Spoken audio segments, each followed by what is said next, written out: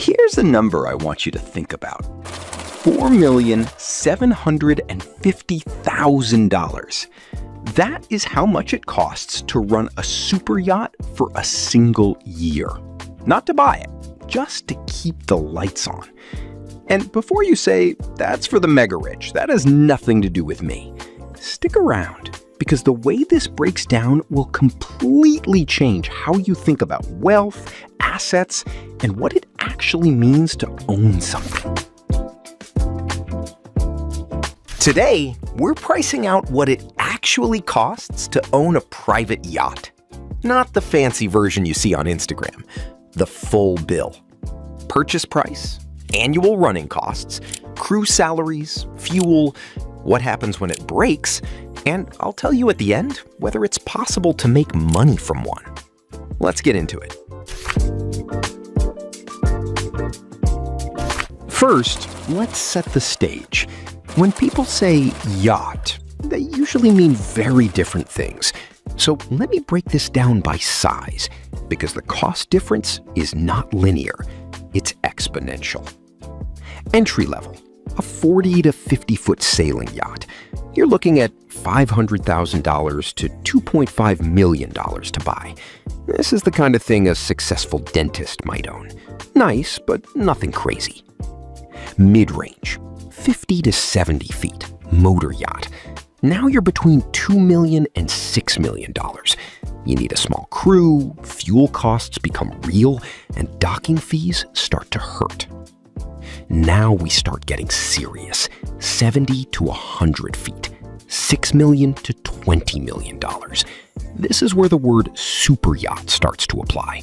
You have a full-time captain, probably 3 to 5 crew members, and your annual operating costs have crossed 7 figures. And then there's the category most people are thinking about when they imagine this lifestyle. The 100-foot-plus super yacht, or mega yacht. $20 million to $500 million to buy. Annual running costs of $4 million or more.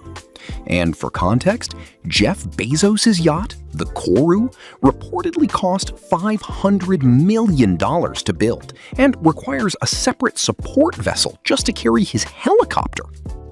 For today's video, I'm going to use a real-world benchmark, a $10 million 80-foot motor super yacht. Realistic, aspirational, the kind of thing a very successful entrepreneur or executive might actually consider. And the numbers we're about to go through are going to make your jaw drop. On top of whatever you pay for the boat itself, you have immediate additional costs that hit before you ever leave the dock. First, VAT or import taxes. In Europe, you could be paying 15 to 25% on top of purchase price. On a $10 million yacht, that's potentially $2.5 million in tax just to bring the boat into European waters. This is why most superyacht owners register under tax-friendly flags. Cayman Islands, Marshall Islands, Isle of Man. Completely legal, universally practiced. Then there's the pre-purchase survey, an independent structural inspection. Don't ever skip this. For a $10 million yacht, a survey costs $10,000 to $20,000 and has been known to uncover $400,000 in hidden structural damage. The survey pays for itself many times over. And then there's outfitting. Updated navigation systems, upgraded interior, safety equipment refresh, tender boat and water toys. Budget another $200,000 to $500,000 before the first trip. So realistically, a $10 million yacht costs you $12 to $13 million all in before you turn an engine on. Keep that number in mind as we go. The annual bill. Now here's where it gets painful. The general rule in the yacht industry is the 10% rule. Plan to spend roughly 10% of your yacht's purchase price every single year just to run it. On a $10 million boat, that's $1 million a year at minimum. But in reality, for a super yacht actively used, Mediterranean in the summer, Caribbean in the winter, most industry experts say closer to 20%. And then there's the number nobody talks about at the marina. Yachts depreciate fast. a new yacht loses 5 to 10% of its value in year 1. By year 5, your $10 million boat might be worth $6 or $7 million, if it's been immaculately maintained. If not, significantly less.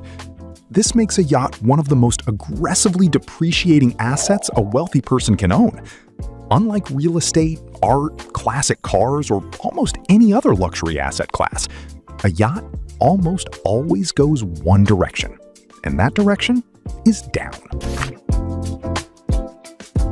Can you make money from a yacht?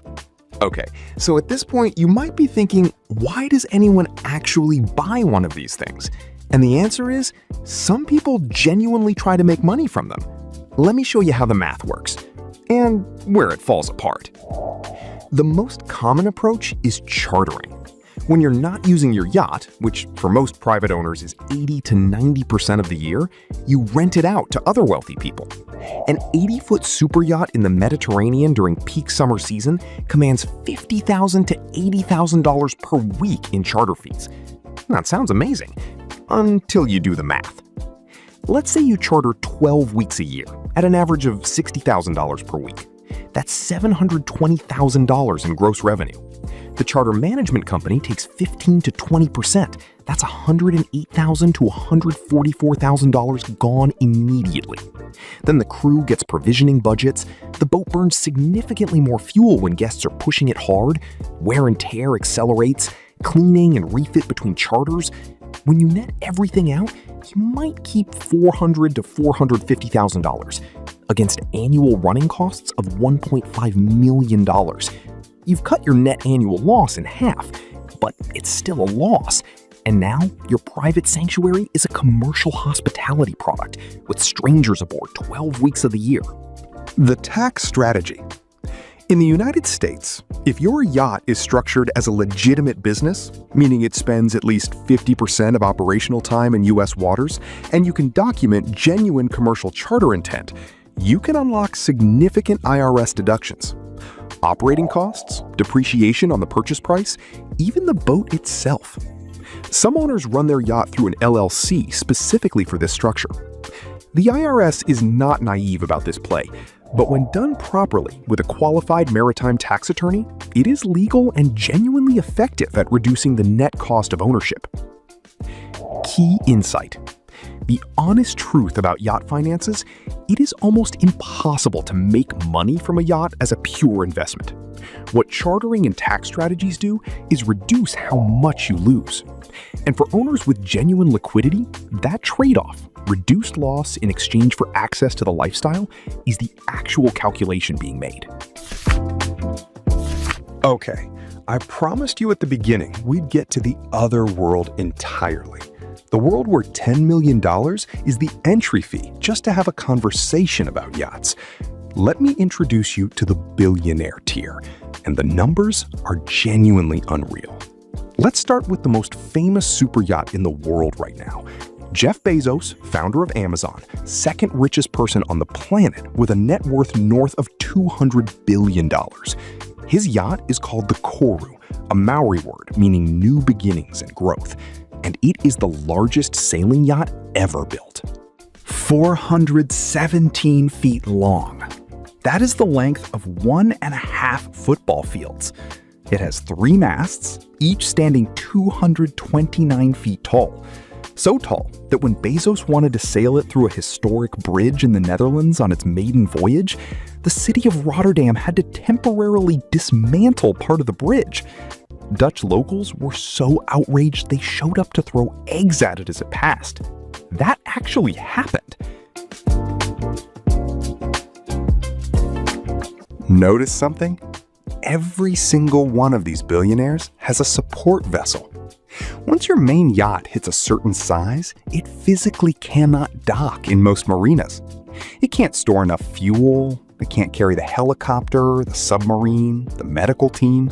You need a second boat to support the first boat. This is not a joke. This is how the world's richest people actually live. To put this in perspective, the combined annual operating cost of Jeff Bezos' 2-vessel fleet, $30 million a year is more than the total net worth of 99% of the world's population.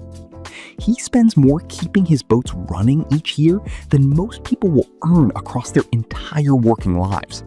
That's not a criticism, it's just the math.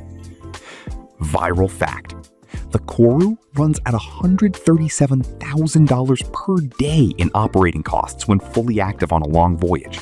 Fuel, crew, provisioning, docking.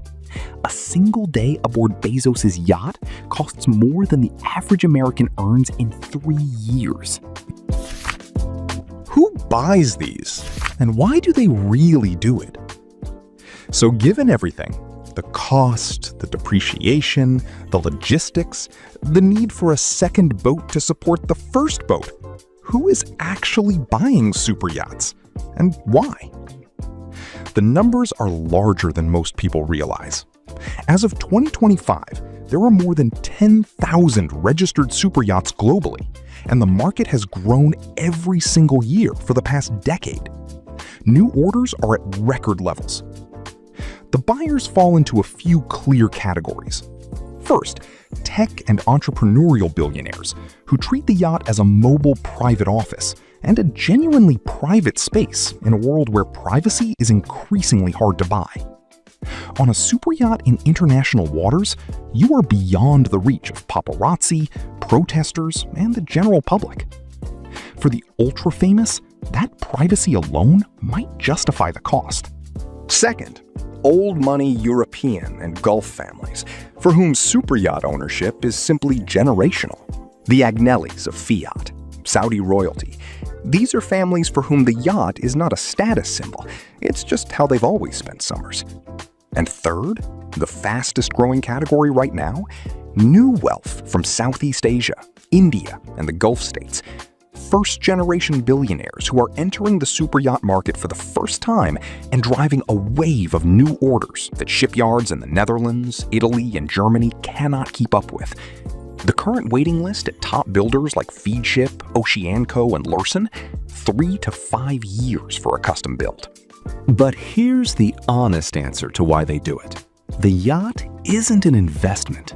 For people with genuine mega wealth, running costs of $1.5 million to $30 million a year are proportionate, the way a car payment feels proportionate to someone earning $60,000 a year. What the yacht provides is something money usually can't guarantee at that level: genuine privacy, genuine freedom, and the ability to share extraordinary experiences with the people they love. And apparently, for some of them, a figurehead carved to look like their fiancé. So here's where I land after all of this. As a pure investment, a yacht is almost always a bad decision.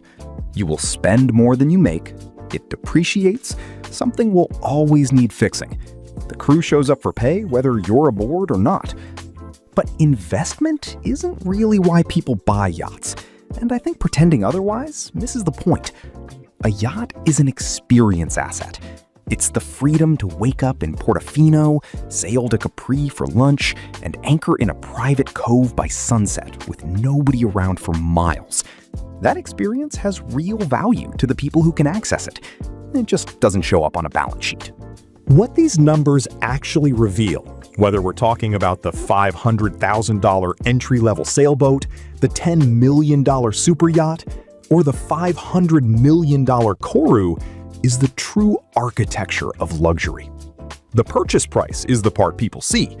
The annual running costs, the crew salaries, the fuel, the depreciation, the support vessel for your support vessel, that's the part nobody advertises. Real luxury isn't the thing you buy. It's the capacity to sustain everything that comes after. That's the full economics of owning a private yacht, from the $500,000 entry point all the way to Jeff Bezos spending $30 million a year to keep 2 boats floating while he flies on a private jet to get on them. If you found this valuable, subscribe, because next we're doing the private jet.